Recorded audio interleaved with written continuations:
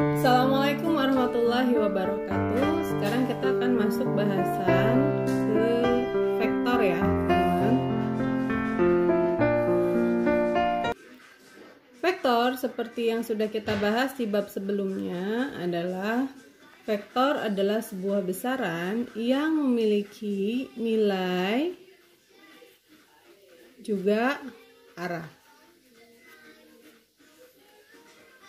Ciri khas dari vektor adalah nilai dan arah. Contohnya adalah perpindahan, ya.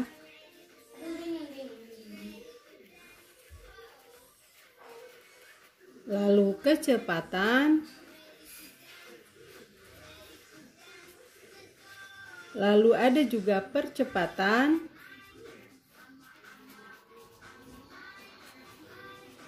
lalu ada juga gaya, dan masih ada yang lain. Vektor dilambangkan oleh sebuah tanda panah ya teman-teman.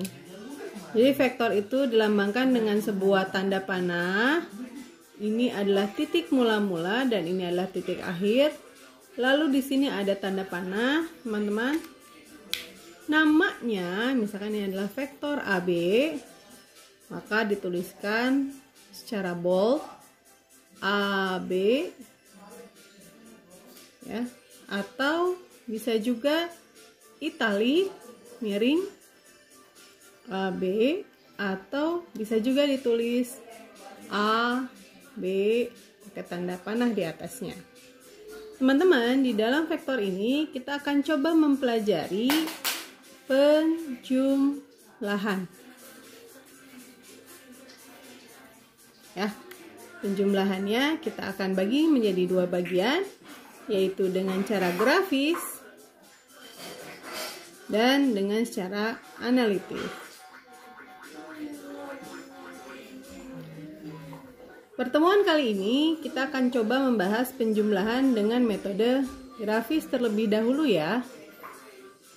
Di mana metode grafis yang akan kita pelajari ini ada dua, yaitu dengan metode poligon dan dengan metode jajaran jenjang.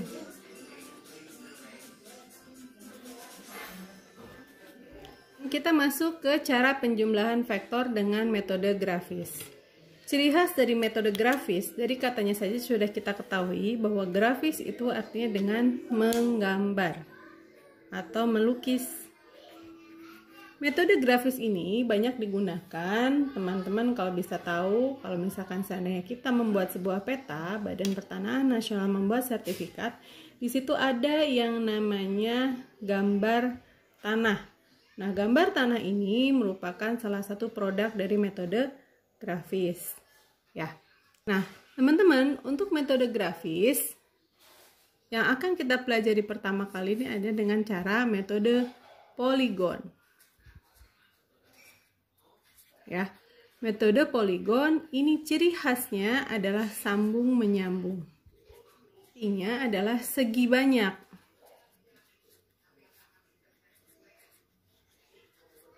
Ya, kita ambil contoh misalkan, contohnya seperti ini teman-teman. Misalkan ada dua buah vektor, vektor A arahnya ke sana, besarnya 3 satuan membentuk sudut 30 derajat, dan vektor B arahnya ke sana, besarnya 4 satuan dan arahnya tegak lurus ya ke arah utara. Lalu kita akan coba mencari jumlah dari A ditambah dengan B ya. Jumlah hasil penjumlahan ini. Hasil penjumlahan A ditambah dengan B, maka itu kita sebut adalah resultan. Jadi resultan ini adalah jumlah dari sebuah vektor. Nah, kita akan coba jumlahkan dengan metode poligon. Untuk vektornya ini ya. Ciri khas dari metode poligon adalah sambung menyambung. Jadi langkah pertama teman-teman, kita akan bikin bidang kerja kita. Teman-teman ingat, bidang kerja kita adalah bidang kartesius, yaitu ada sumbu X dan sumbu Y. Misalkan awalnya kita akan coba gambar vektor A. vektor A kita akan gambar besar dan arahnya pun harus sama. Sana misalkan ya, sudutnya 30 derajat. Ini adalah vektor A. Lalu kita akan coba gambar vektor B, arah dan besarnya pun harus sama. Ingat teman-teman, ciri khas dari vektor poligon adalah sambung menyambung. Gambarkan vektor B di ujung kepalanya vektor A. Seperti ini. Setelah kita gambar, maka kita akan tarik resultannya. Resultan ditarik dari posisi mula-mula ke posisi akhir. Nah, ini adalah resultan dari vektor A ditambah dengan vektor B. Seperti itu. Nah, berikutnya kita akan coba jumlahkan jika resultan yang diinginkan itu adalah A dikurang dengan B. Nah, kalau seperti ini gimana penyelesaiannya? Tanda negatif di sini menunjukkan arah kebalikan ya, teman-teman. Kalau seandainya A ke sana, maka negatif A adalah kebalikannya. Kalau B ke sana, maka negatif B adalah kebalikannya. Berarti kita akan gambar lagi diagram kartesiusnya seperti biasa. Ya. Kita gambarkan vektor A, arahnya ke sana, tidak berubah. Ini adalah A. Lalu gambarkan vektor B. Ingat teman-teman, vektor B tadinya ke atas B, maka negatif B ini ke bawah. Ya, ini adalah min B. Maka vektor dari resultan A min B adalah kita tarik dari posisi awal ke posisi akhir. Nah, ini adalah nilai resultannya. Nilai resultannya dari vektor ini. Ya. Ketika kita tarik R dari posisi awal ke akhir, ini adalah resultan dari vektor ini. Itu adalah cara menjumlahkan dengan metode poligon. Mudah bukan? Tadi kita sudah bahas poligon, sekarang masuk ke jajaran genjang. Metode penjumlahan dengan menggunakan jajaran genjang, ciri khasnya adalah menggambar di satu titik. Ya. Lalu di sini adanya pencerminan.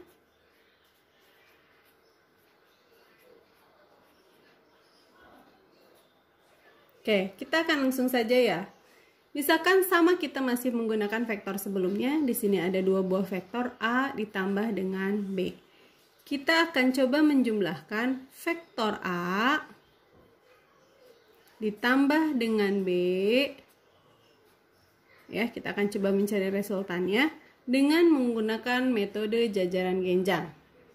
Sekali lagi teman-teman, tahap pertamanya kita akan gambarkan diagram kartesius X dan Y.